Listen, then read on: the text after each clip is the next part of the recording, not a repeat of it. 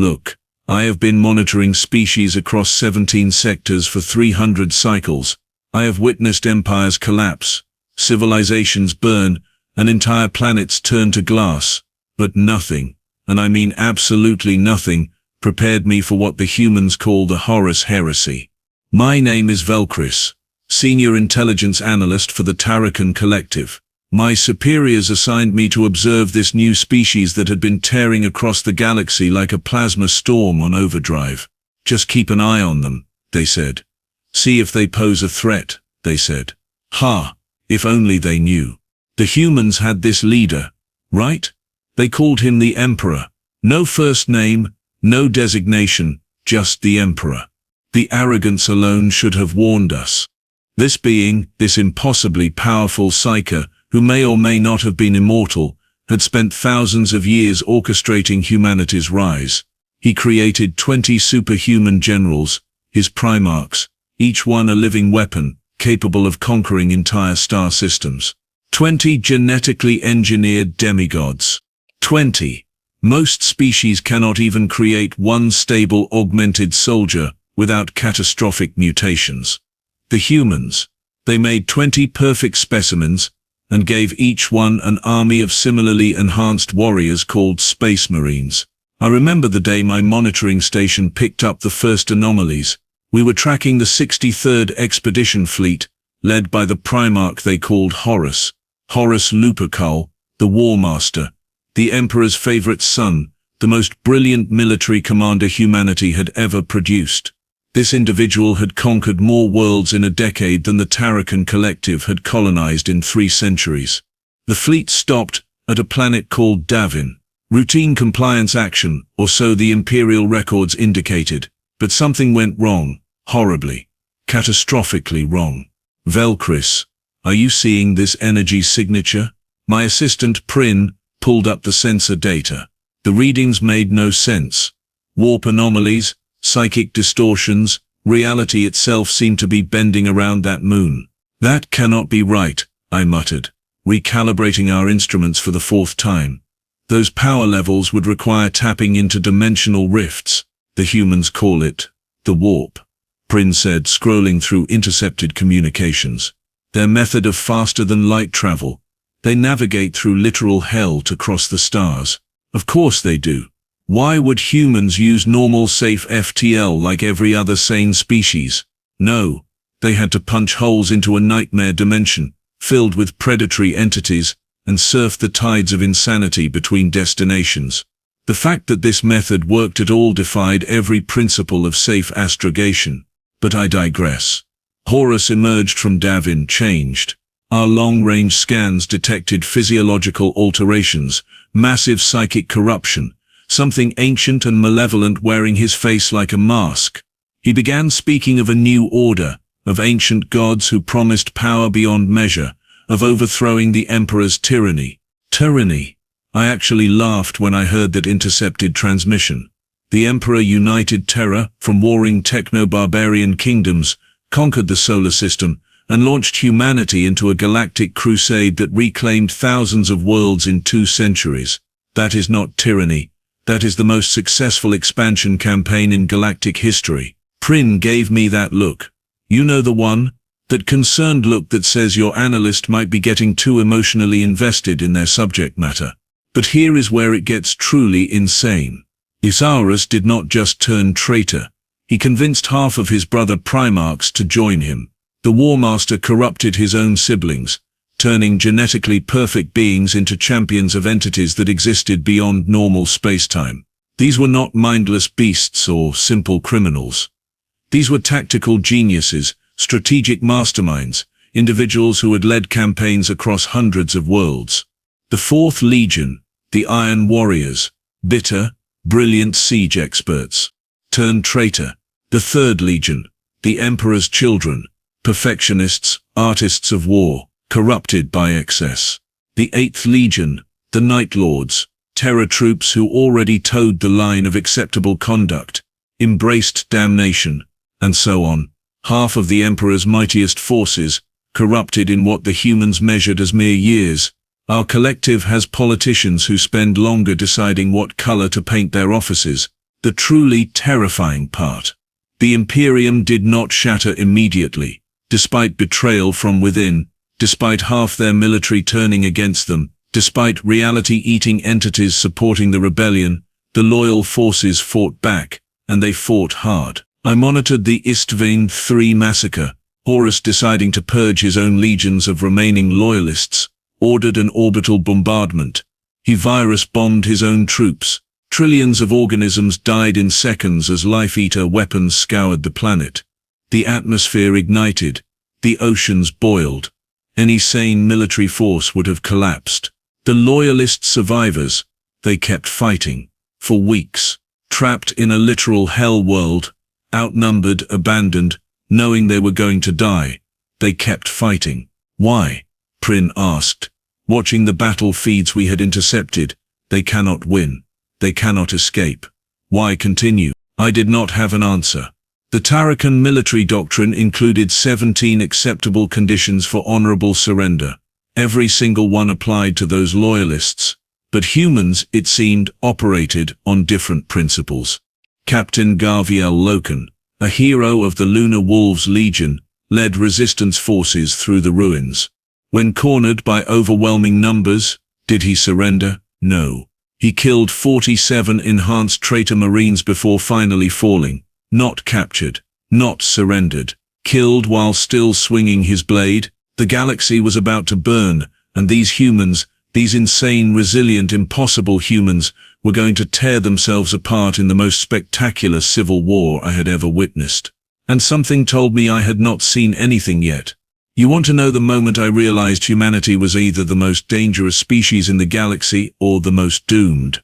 It came 3 months after Isstvan 3, when Horus made his second move, the drop site massacre at Isstvan V.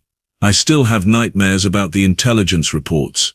7 Loyalist legions responded to Horus's betrayal. 7 complete Space Marine legions, tens of thousands of superhuman warriors, descended on Isstvan V to bring the traitors to justice. The initial assault went perfectly. 2 full legions, the Raven Guard and the Salamanders, drove straight into the enemy positions while 5 more legions prepared to drop in as reinforcements. Velkris. Prin's voice cracked as she processed the incoming data. 4 of the reinforcement legions just opened fire on the Loyalists. I actually dropped my data tablet. Repeat that. The Iron Hands, Alpha Legion, Word Bearers and Night Lords, they are firing on their own allies. This was planned. This was a trap. 4 more legions had turned traitor in secret. Horus had orchestrated the most brutal ambush in human military history. 80,000 Loyalist Space Marines walked into a kill box designed by the galaxy's greatest tactical mind, backed by entities that fed on suffering itself. The slaughter lasted 6 hours. When it ended, 3 Loyalist legions were functionally destroyed. Their Primarchs, Ferrus Manius of the Iron Hands got his head cut off by his own brother. Vulcan of the Salamanders disappeared, presumed dead.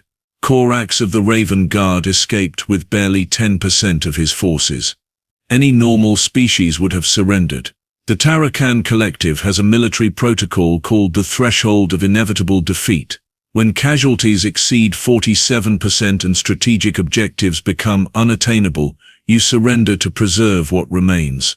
It is logical. It is sane. It is what every civilized species does. Humanity. The Emperor doubled down. I watched in absolute disbelief as the Imperium mobilized every available asset. They recalled fleets from the galactic fringe. They activated reserve armies that had been mothballed for decades. Forge worlds that had been producing colony equipment switched to total war production. Every single human world began churning out weapons, ships, ammunition, everything needed to fight the largest civil war the galaxy had witnessed in millennia. They are going to fight, I said, more to myself than to Prin.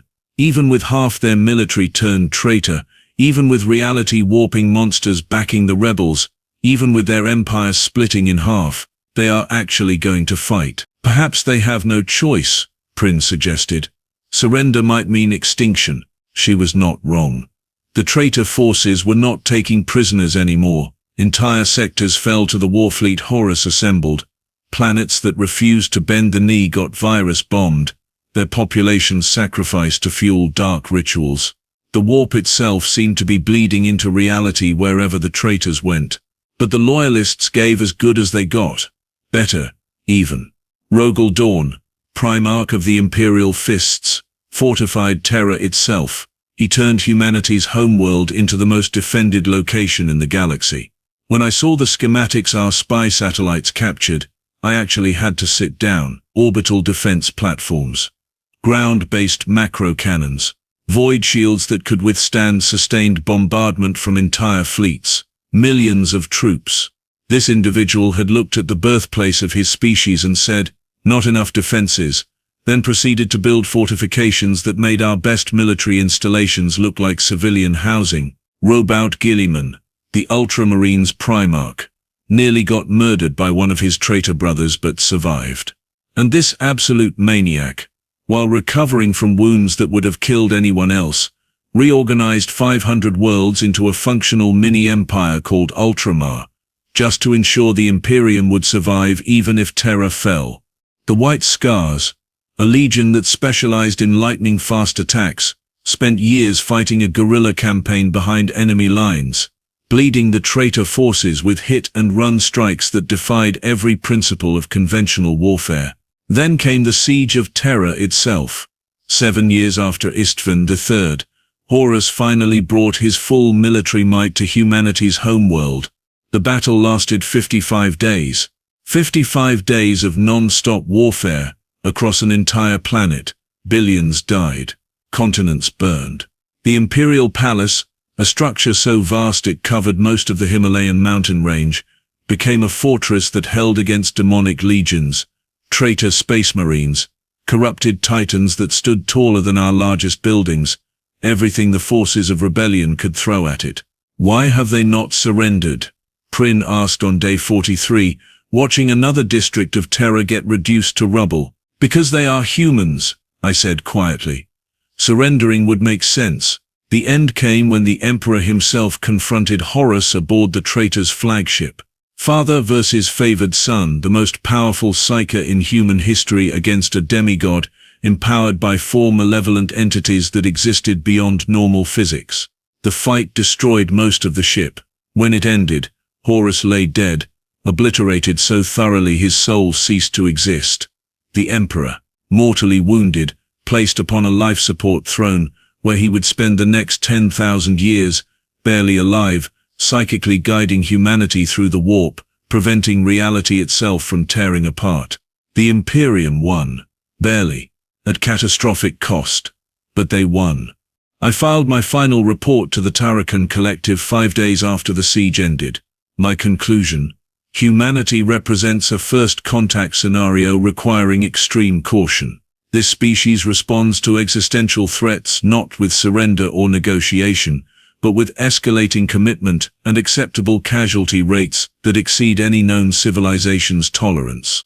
Furthermore, they consider religious devotion to a barely living corpse a viable state policy. Recommendation: maintain diplomatic relations, avoid military confrontation, and under no circumstances underestimate their capacity for sustained warfare. My superiors thought I had gone insane. They have not met humans. Trust me. Once you watch a species fight a civil war that kills trillions, shatters their empire, damns half their military to literal hell, leaves their leader a barely living god, and still call it a victory, you learn to be very, very polite when they answer your diplomatic communications.